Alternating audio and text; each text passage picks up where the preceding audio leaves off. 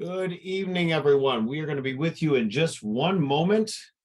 We are going to have a good time tonight and hopefully learn quite a bit as we get into some exciting updates.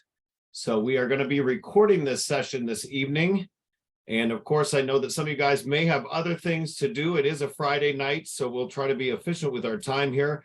We're going to let everybody get in out of the waiting room, and we will get going. I am going to turn my camera on here. I do have an actual presentation for you this evening. So we are going to be fast and furious with information. And we're going to tell you, hopefully, what will help you as a buyer's agent and a seller's agent. Oh, we got a lot of you guys on here. This is wonderful. So let's go ahead and I'm going to get my screens up and running here.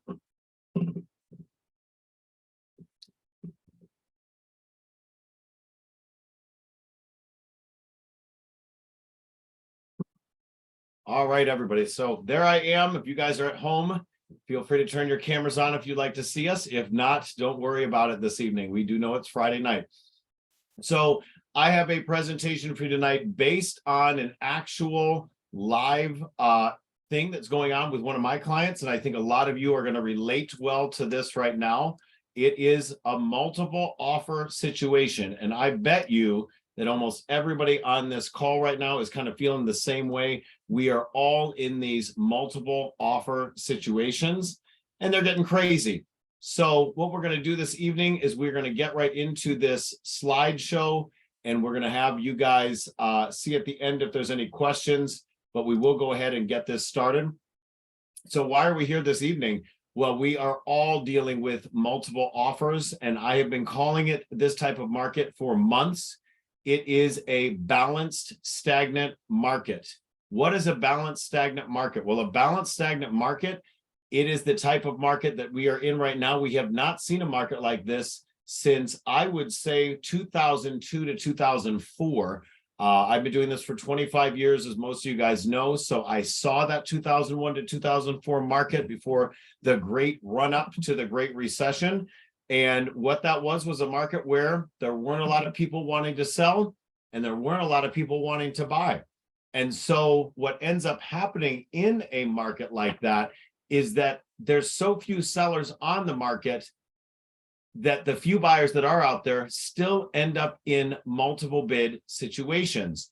But at the same time, while those buyers have less to choose from, they also don't want to overpay. So there's less wild speculation and overbidding than we saw maybe during the great pandemic, when we saw so many people overbidding and jumping on top of each other for properties. So this creates kind of an issue where our sellers may get a multiple offer situation, but we don't even know where they're going to go yet. On the buy side, you've got buyers that don't want to overpay, so they're a little bit less willing to do something risky, which I'm glad to see that they're less willing to do something risky than maybe they were when the interest rates were so low. And it wasn't just about price, it was also about the terms of the loan.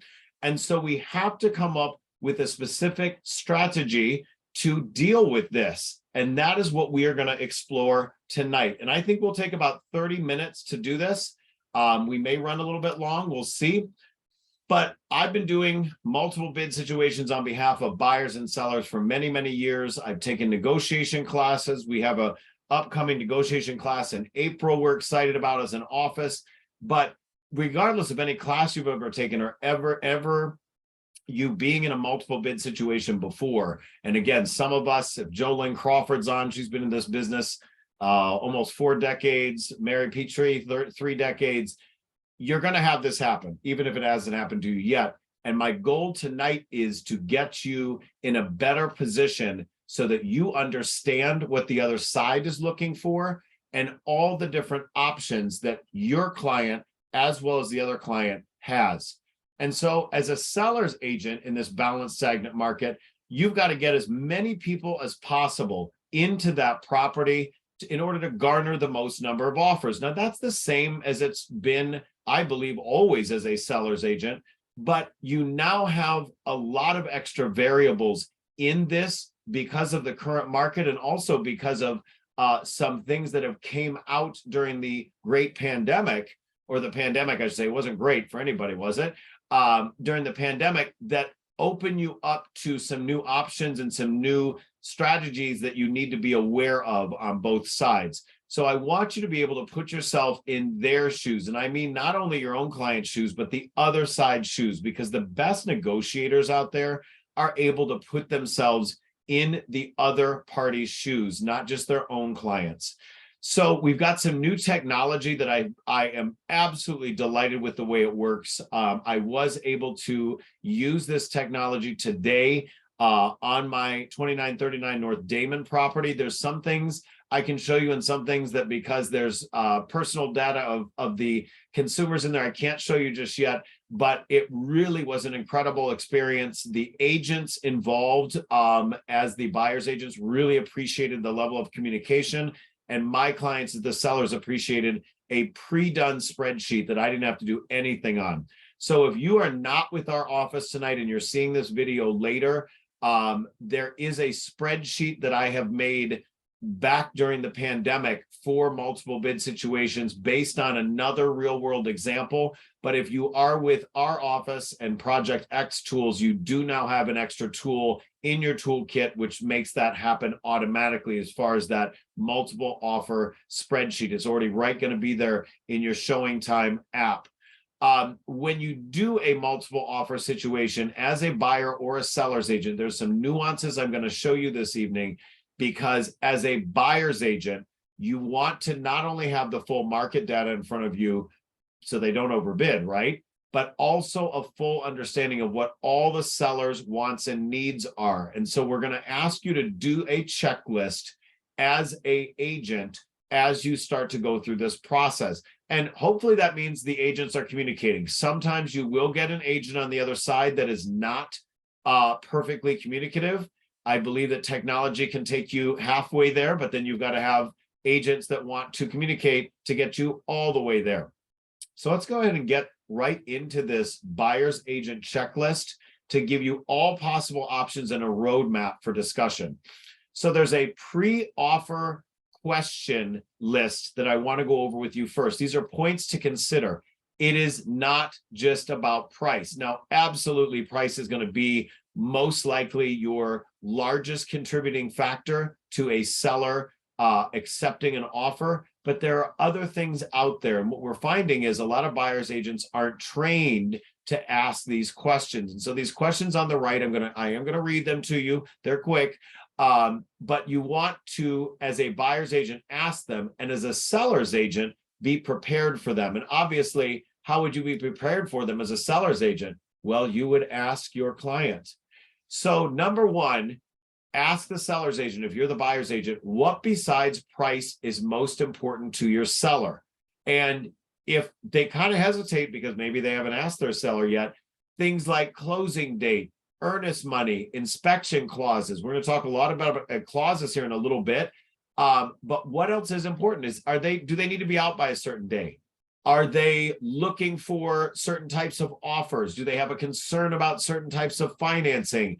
Are the appliances older? Maybe that would be something that as is subject to inspection clause would be valuable. So ask that seller's agent, what besides price is most important to your seller, and get that response. Maybe that means you got to pick up the phone and call them, text them twice, but that communication will help you in shaping the most valuable offer to them, and then also communicating that to them, because again, communication is key. Point two, ask the seller's agent if they are accepting escalation clauses. If you've been through my previous class, we didn't really go over that too much. We are going to talk about that a little bit more tonight. Escalation clauses now live right in dotloop. They are from Carr, Moore. I believe NASBAR has a form as well. It is controversial, so you want to ask the seller's agent if the seller is accepting them. You will get some people that do and some people that do not.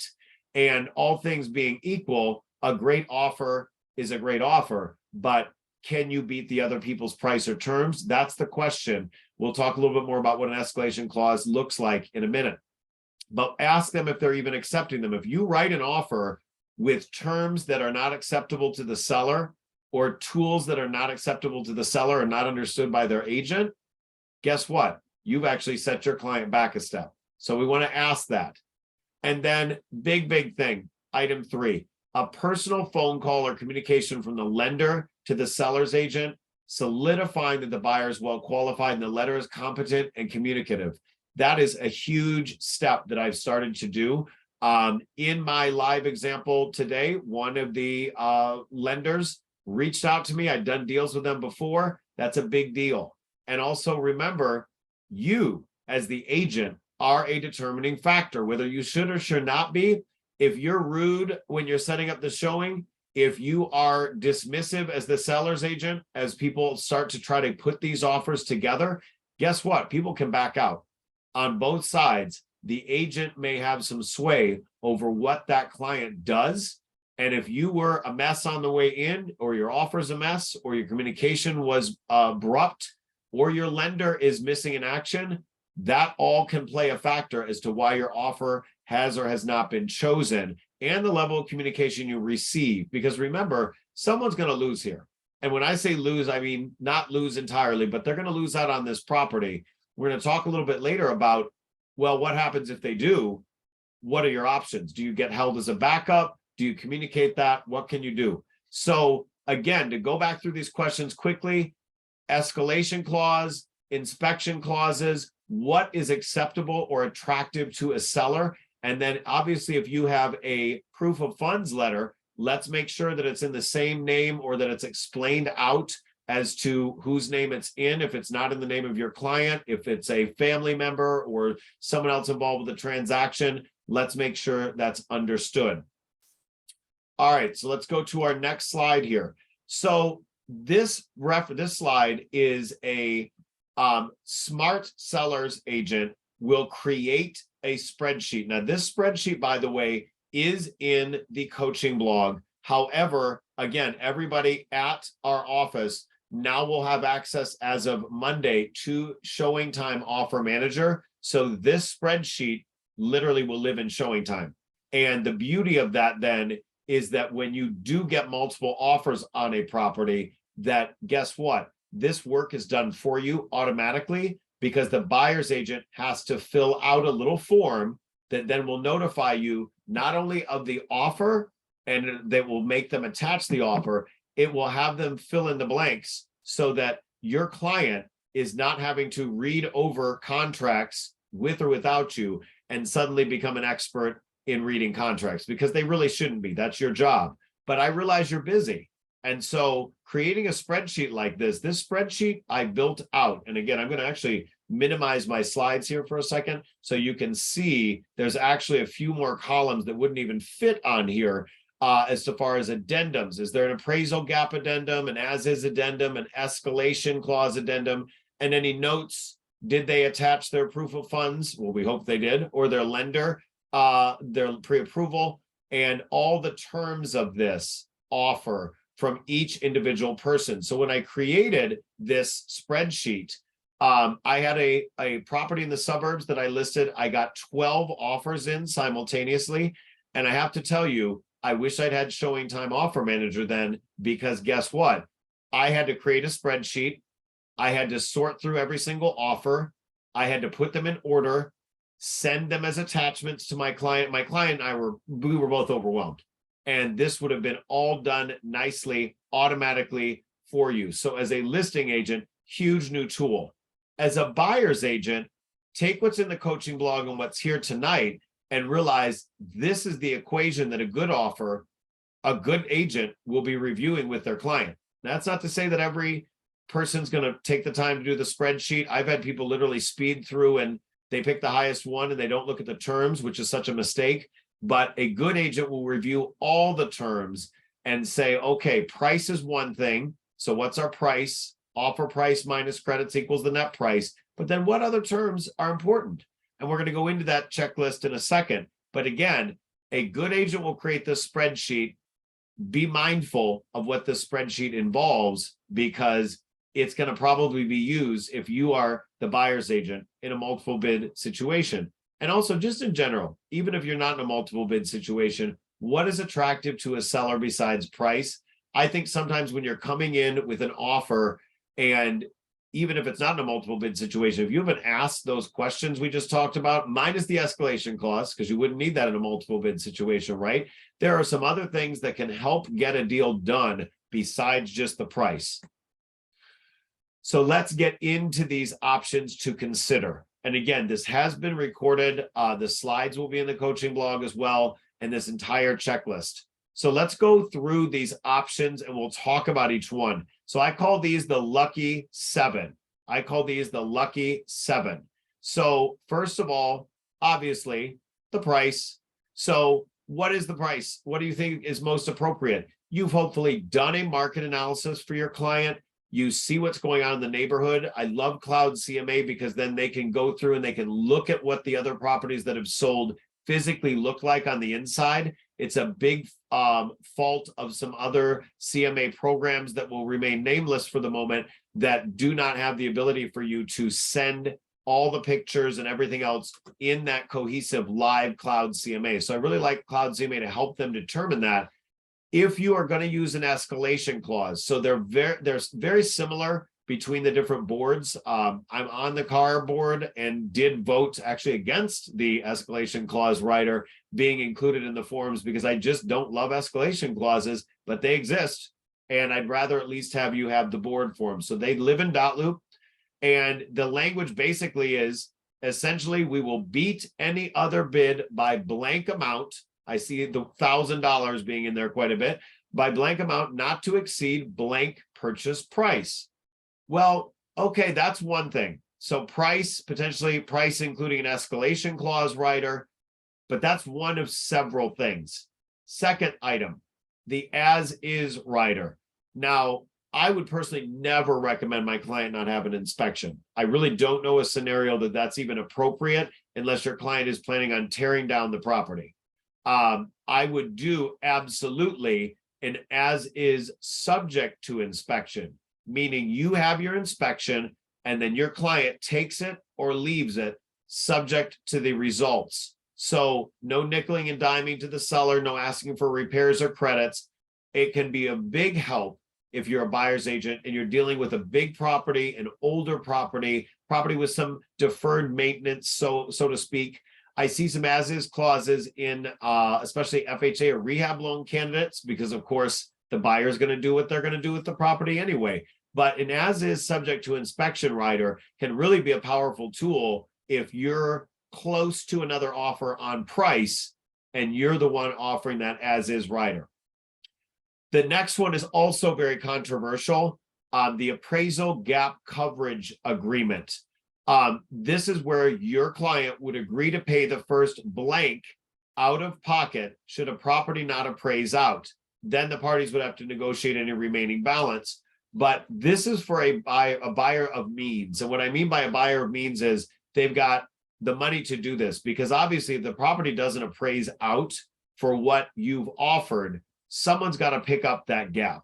And a smart agent that's seeing multiple offers come in and they're going over asking price, if that agent feels there may be an appraisal question, maybe that they're at the top end of what the comps say, an appraisal gap coverage agreement, although that is, again, for a client that has significant means and is able to cover that gap. So in other words, it's probably not somebody putting a minimum amount down and needs closing cost credits because they're not going to have that gap agreement ability to pay that gap. That appraisal gap coverage agreement is kind of like the as-is rider. It really makes it feel like not only is this the highest offer, but this offer is going to stick. This offer is going to go through. I don't want to waste my seller's time by accepting an offer that's not actually going to have the ability to close, either through the inspection process or the appraisal process. So items 1, 2, and 3, those are some hard ones to overcome if you are not going to consider getting a great price as a buyer's agent in terms of a high price that you feel would be held in the market, but then also what about the inspection and what about the appraisal? So items to consider, if you are a mortgaged offer, but you come in higher than a cash offer and you've got an appraisal gap coverage agreement, you may still win that offer. Whereas if you are the finance offer, you don't have that gap coverage, and you've got a cash offer, they may default to the cash offer, because what does the cash offer not have? An appraisal requirement. So that's items 1, 2, and 3. Item 4 is a little bit softer, but again, all things being equal, and especially if you've asked that question earlier about what's most important to the seller, a closing date that works particularly well for the seller, earlier or later. Do they want to rent the property back, a lease back? Do they want a extended closing date? Do they want a fast close? What can you and your buyer and your lender, if it's a finance deal, do to get that closing date to match up to what that seller needs? You don't know till you ask. You don't know till you ask. Don't assume it's a quick close. Ask the question. Item 5, again, for people of means, this makes it a more solid offer. More earnest money as a deposit. So it shows you're serious, less likely to back out, more skin in the game. Whether that's right up front or whether that's partially up front and after the attorney review period, if you're going to split it up into 2 payments, but more earnest money, even though it's refundable, more earnest money says more skin in the game. This is a significant buyer with a significant amount of money to lose if they try to back out for an unjust reason. Now, item 6, you really can't do too much about. Your client has what they have and they don't have what they don't have.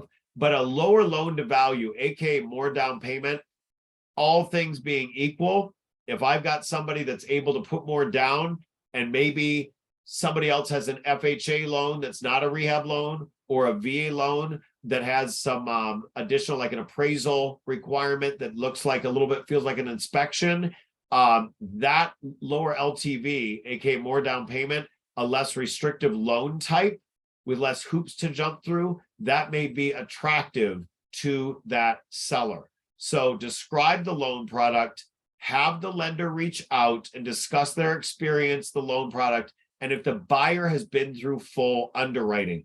If I have a lender that has not communicated to the seller's agent, and then there is a lender that did communicate with the seller's agent, guess what? All things again being equal, they're probably going to default to that lender and that deal, that buyer that had that wonderful communication from the lender. We've pulled credit, we've got pay stubs, we did their debt to income ratio, we are, through underwriting, accept the property itself, we're ready to go. Those are magic words to a seller's agent and a seller in an educated process. All right, another item that we don't talk about a lot in this item 6, but I think it's valuable to note here. What about an interest rate cap? It's right there in almost all the contracts we use as a purchase agreement. When you're writing your offer up, if the market's saying right now interest rates are, I'm going to throw a number out there, 6.5%, and you write it up for 6.75%, well, it could go up tomorrow. What if they're not locked in? What if tomorrow you wake up and they're 7%? That buyer can back out. So consider, as a buyer's agent, writing with a higher interest rate cap, and consider as a seller's agent looking for a higher interest rate cap, because then again, this is a more solid deal than someone with a very tight, narrow band between what is on the contract and what that cap says. And last but not least, didn't used to be controversial. Now, oh my gosh, so many people don't like these. If you are comfortable, and again, depending on who you are, you can have a conversation with your managing broker, Eve Benton, here at our office. I still like some sort of personal letter myself. A lot of people do not feel these are safe anymore, that there may be some sort of fair housing issue. You and your client need to decide whether they are comfortable with receiving those, and you have the option to accept or reject them without tarnishing the offer. So I would say ask the agent if they're even looking at them. And if they're not looking at them, don't waste your client's time. If they're looking at them and they're open to it, I do have sometimes some success with someone saying, hey, we would love to live here. Give them a little bit of a background. I do, when I've been criticized for saying I still acknowledge them, personal letters from the buyer, I'll tell you this much. A lot of sellers will go online and look up the lender and the buyer, whether they're supposed to or not. That's just reality. Everybody's got LinkedIn, everybody's got Google. So either way, I love to, as a buyer's agent, explain to the seller's agent why my client loves the property. And again, build a relationship between the agents. A lot of times I will say in my cover letter, so to speak, or in my confirmation to the agent that they've received my offer, I make sure they know I'm a full-time agent with a cell phone on, that they can go online and look up my reviews. I'm not a fly-by-night agent. This isn't a fly-by-night lender. My client is well qualified to purchase this property. So again, the agents have a good rapport. So before you dive in, these 7 pieces are things that you and your client need to consider. Or if you're a seller's agent, these are what you need to be looking for before you dive into actually looking at the different offers. So we're almost done, guys. Let's talk about this next screen. Consistent communication with all parties is key. This was not some great philosopher that said this. This is yours truly, your coach. Your first choice may not be your final choice. And what do I mean by that? I have had people that submitted an offer in past situations, and the minute there was a call for highest and best, they said, I don't want to be in a multiple bid situation. Nope, I'm out. So if you were not communicative and that one of these offers backs out, what if your client takes a little long to decide and the buyers, one of them finds something else? Your first choice may not be your final choice. And God forbid you go through all these steps, you find the perfect offer, and something happens, AKA during attorney review and inspection, something goes wrong. The appraisal, maybe there's no appraisal gap waiver and the appraisal doesn't come back out. I like to stay in touch with every single agent that submitted something. And as the buyer's agent, I like to stay in touch to make sure that I am first in line should something go wrong. So communication with all parties is key. I'm going to tell you right now, trust me on this, kind of like when we got you guys Zenlist, and the overarching conversation tonight is about the mechanics of multiple offers. I will say beyond that, Zenlist is so key for finding the private listing network listings and getting your client in before most any other agent and client can get in. Here's what's going to help you with the sellers, both in terms of your communication, your ability to be efficient. Showing time offer manager is the best option for navigating those challenges. Time is of the essence. I don't want any of these buyers to back out because I couldn't get to a desktop and sort through all my junk email and paraphernalia to get to the attachments, review the attachments, send them on to my client, and create the spreadsheet. Showing time offer manager will be one of the best things I've given you. We're paying for your photos. We're doing floor plans, 3D tours. Laura Bell is on here tonight that, I can't sing her praises enough. This is the next level of it, guys. Showing time offer manager, you are going to love it. And we were one of the first brokerages in Chicagoland to have it. That being said, let's focus one more time. I'm going to go back 2 slides. These 7 options are what you need to focus on as both the buyer and seller agent. And before that, you need to be thinking about these 3 questions and those 3 activities that you need to be doing in order to even get to those 7 questions. So I know that's a lot of data. That's a lot of words, but guess what? That is where we're at in the market. A balanced, stagnant market is a stressful market for sellers and buyers alike. So the more I can give you in terms of tools, the more I can give you in terms of strategy, that is what I'm here to do. And that's why I wanted to have this presentation to you tonight so that you could start figuring out where do you go from here. I will say one more thing. It is not part of our training tonight because I wanted to keep this to a half hour. We are at the half hour mark. What am I working on with some of you right now as we speak? We're farming and remine. We're sending out notices in an area. We're going around and we're targeting areas so that, well, I just went to open up Remine and I'm out of it for the evening, apparently. What I wanted to focus on with you guys is beyond this, guess what? You can go prospect for the type of property that you need for your clients or that you just sold. So for example, my Damon property, you're darn right. I should be going out in that neighborhood the minute this is under contract and saying multiple offers received, it's under contract. If you have a similar property, I want to be your agent. And I have all these great tools from Project X and Exit that will help you in that. So think about that as a takeaway beyond just the mechanics of it, is if you're seeing stuff fly off the shelves that matches a certain property type, why are you not trying to go out and get like listings so that you can be the agent that is doing what I'm doing tonight, which is selecting from a highest and best call to action of wonderful offers for my clients, and they're going to move somewhere else and be delighted. So think about that as a next level strategy. But for tonight, what are your questions on these slides? Feel free to unmute yourself.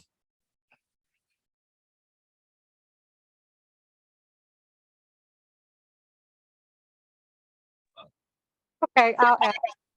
What, I didn't see the last one for pre-offer questions.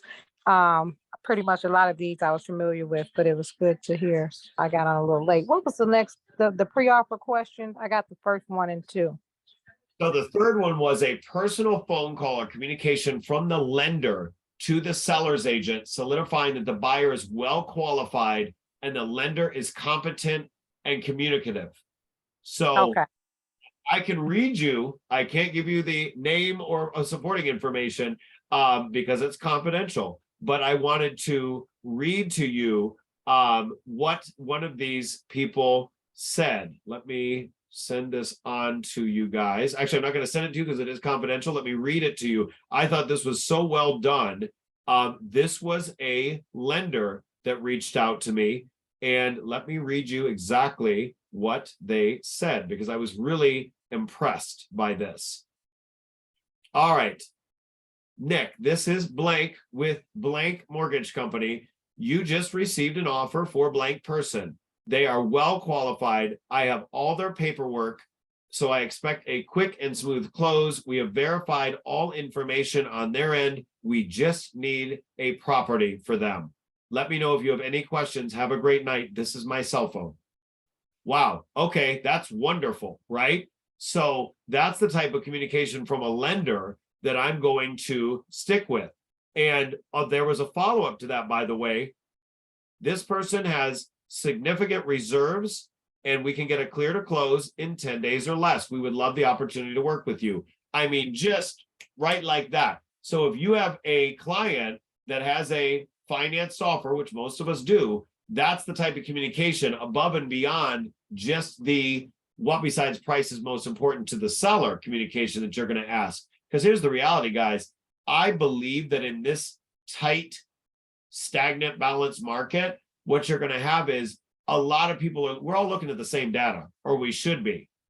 And if we are, and there's not that many comps, I bet you most of these offers are going to come in pretty close to each other. I can't give you the details of what happened on Damon, but I will tell you everybody had pretty similar statistics in front of them. Clearly, it was the presentation of the rest of it that made the difference to my clients. Great question.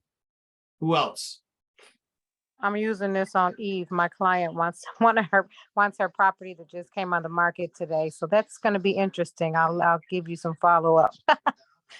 And I know it's there. She's been looking at shitty properties for 2 months on the side of town she wants with her budget. So this one is like, Eureka. And I'm like, okay, just because it's Eve, I got to settle down. I know multiple people are going to be on it because, you know, she's got it priced accurately, not too high, good condition. So this is going to be useful when I talk to her tomorrow because she's not trying to show it until Monday.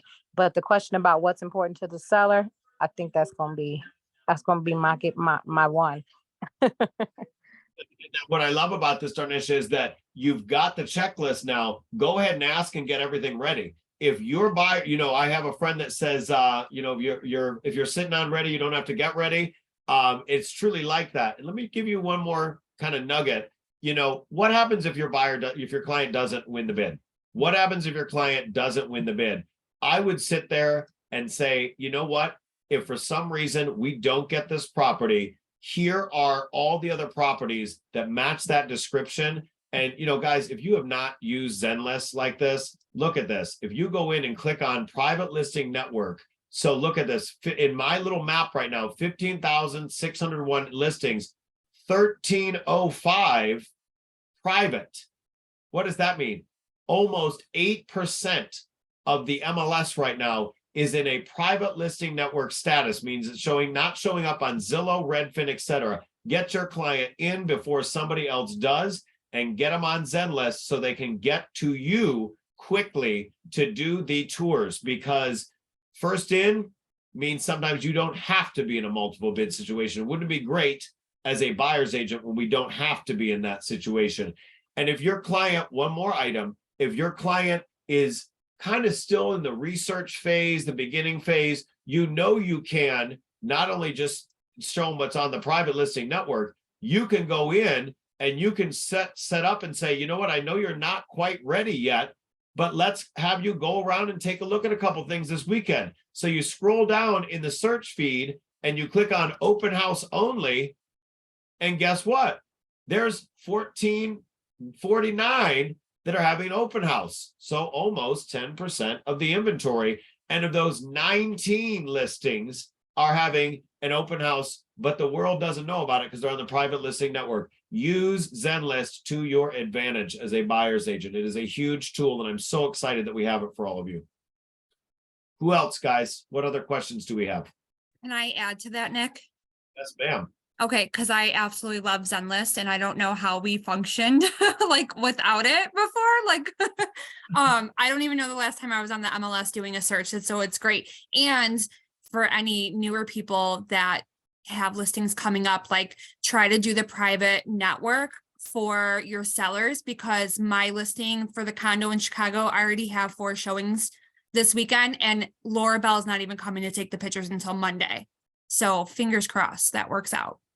And I want to show you guys one more tool, and then we will get you back to your evenings. So in the Zenlist app, which again, I echo Heather, I don't know how my clients that have been with me for many years, some of them, this is their 4th, 5th, 6th property with me. They're like, why did you not have this tool before? I said, it didn't exist till 2020. We love Zenlist.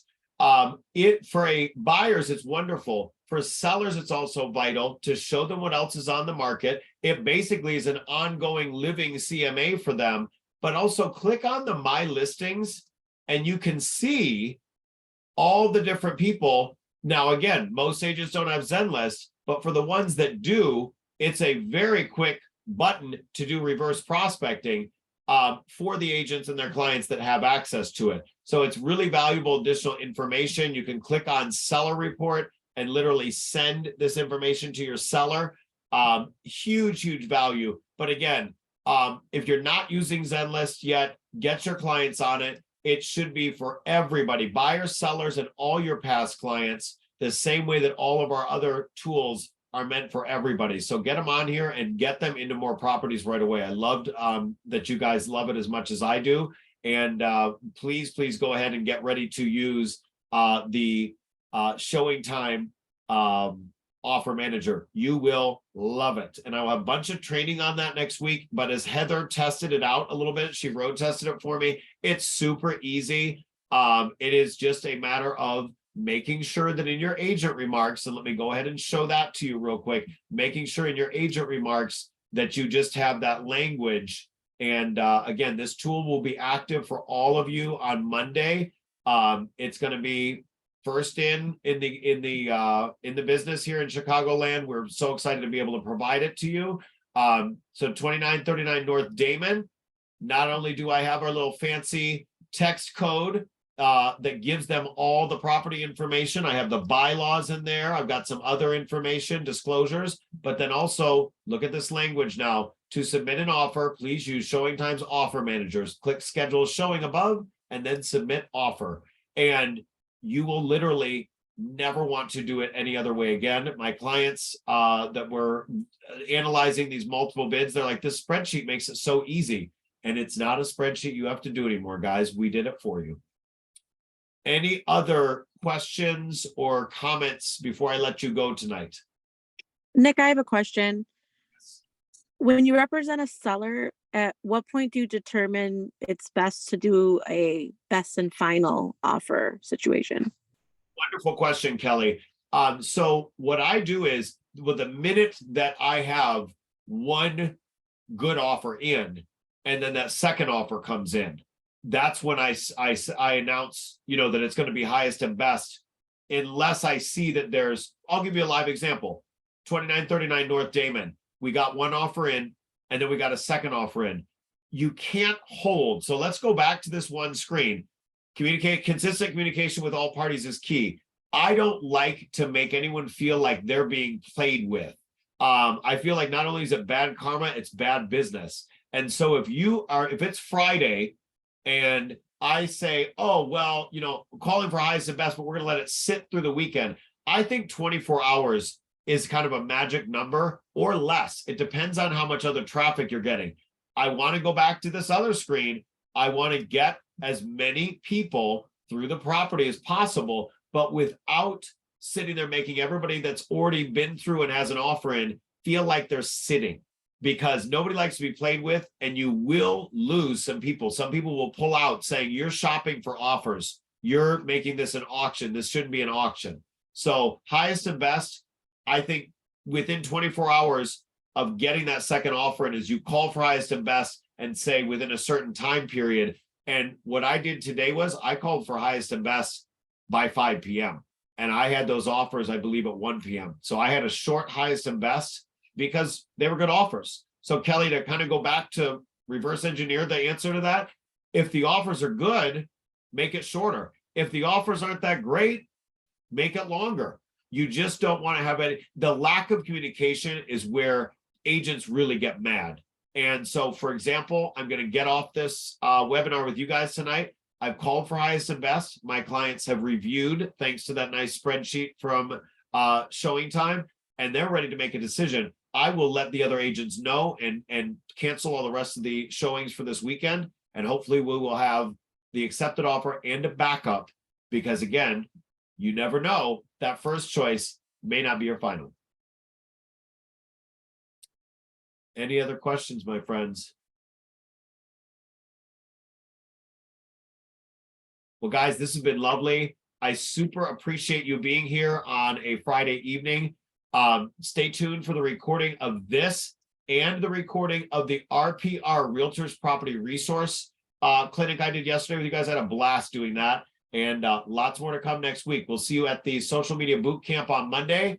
My friend Brandon is teaching it. I did not know he was going to be the teacher. You will love him. He's hilarious. And we will see you guys all next week. Thank you so much and have a great weekend. Bye-bye.